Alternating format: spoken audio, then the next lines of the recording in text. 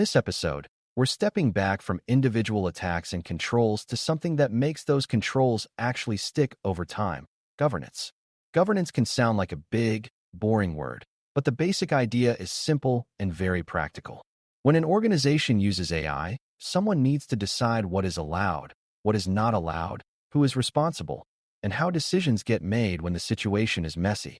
Without that structure, AI use tends to spread in random ways. Different teams make different assumptions, and security and privacy risks show up as surprises instead of planned trade-offs. For brand new learners, the goal is to understand that AI governance is not just paperwork. It is the system that keeps AI adoption safe, consistent, and accountable. Policies define the rules, roles define who does what, and an operating model defines how work happens day to day. When these pieces fit together, you reduce confusion and reduce the chance that AI becomes a shadowy side project with hidden risk. Before we continue, a quick note. This audio course is a companion to our course companion books. The first book is about the exam and provides detailed information on how to pass it best. The second book is a Kindle-only ebook that contains 1,000 flashcards that can be used on your mobile device or Kindle. Check them both out at cyber.author.me in the Bare Metal Study Guide series. AI governance begins with clarity about why AI is being used and what outcomes are expected. If people treat AI as a magic feature that should be everywhere, they often skip the hard thinking about risk and suitability. Governance starts by defining the allowed use cases, like where AI adds value and where it introduces unacceptable risk. For example, helping draft internal summaries might be low risk, while automating access decisions might be high risk. Even if you are not a working professional, you can appreciate the logic. The more impact an AI output has on safety, money, or people's rights, the more control you need around it. Governance also requires a shared vocabulary, so teams mean the same thing when they say words like model, data, prompt, training, and deployment. When vocabulary is inconsistent, policies get misinterpreted and controls become uneven. A strong governance structure reduces guesswork by making expectations explicit and by setting a consistent level of caution across the organization. Policies are the written rules that guide behavior, and in AI governance, they should cover the biggest risk areas in plain language. A policy might define what types of data can be used with AI tools, what tools are approved, and what must never be entered into an AI system. It might also define requirements for review, logging, and human oversight for higher risk uses. The important beginner idea is that policies must be usable, not just formal. If a policy is too vague, it does not guide real decisions, and if it is too complicated, people ignore it. Good policies describe the intent behind the rule, like protecting personal data, protecting intellectual property, or preventing unsafe automated actions, and they also describe what to do when you are unsure. That last part matters because people often make risky choices when they are uncertain and feel rushed. A workable policy gives people a safe default, like pause, escalate, or use a known approved path. Roles are the people or groups who carry responsibility for decisions, and governance fails quickly when roles are unclear. In a healthy operating model, someone owns the AI system or use case, someone approves risk decisions, someone builds or configures the solution, and someone checks that rules are being followed. If those responsibilities are scattered or assumed, problems become everybody's problem and therefore nobody's problem. For beginners, a key lesson is that responsibility should match authority. If a person is responsible for the safety of an AI feature, they need the authority to require testing, delay release, or limit scope. If a person is asked to approve use of sensitive data, they need the context to understand what data is involved and where it will go. Clear roles prevent the situation where teams point fingers after an incident because no one agreed on who was supposed to say yes or no.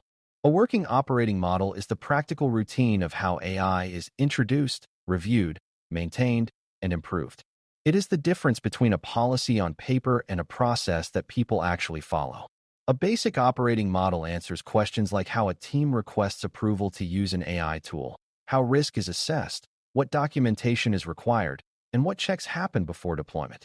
It also covers how the system is monitored after release, how feedback is handled, and how changes are controlled. AI systems can drift over time, meaning performance or behavior can shift because inputs change or because the environment changes. So governance must include ongoing monitoring, not just a one-time approval. A good operating model also includes a way to pause or roll back AI use if something goes wrong, because safe systems plan for failure. Beginners can think of this like having rules for how a school handles emergencies, not because emergencies are expected every day, but because when they happen, you do not want to invent the plan on the spot. A common mistake is treating governance as something that slows innovation, but good governance can actually speed adoption by reducing uncertainty. When teams know the rules and the approval path, they can move forward confidently instead of debating from scratch each time. Governance also helps prevent duplication, where multiple teams build similar AI solutions in inconsistent ways. Another beginner-friendly way to see value is that governance protects people, because unclear AI use can create unfair outcomes, privacy harm, or reputational damage that affects real individuals. When governance is strong, it supports safer experimentation by keeping experiments contained, monitored, and aligned to policy. When governance is weak, experimentation becomes uncontrolled, and the organization pays for mistakes later.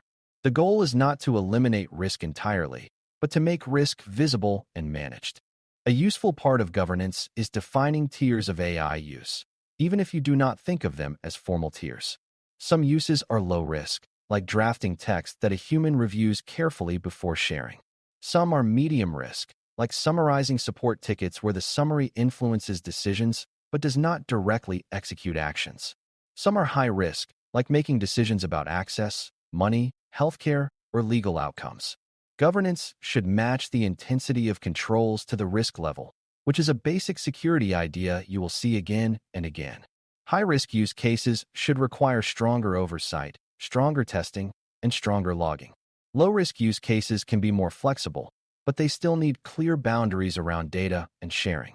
This risk-based approach helps governance stay realistic because it avoids one-size-fits-all rules that frustrate users while failing to protect the most sensitive areas.